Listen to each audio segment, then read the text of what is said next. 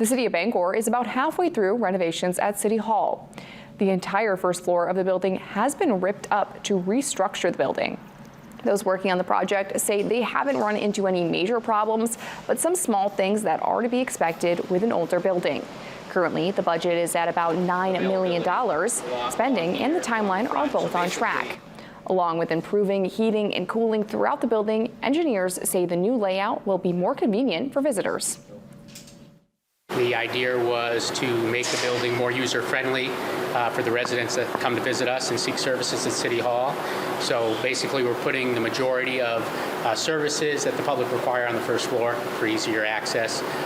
There's also some handicap accessibility improvements we're doing with the elevator to the building.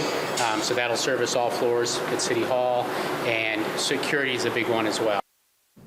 City employees are currently located at the Panquist building at 262 Harlow Street. Construction is slated to be finished in January 2025.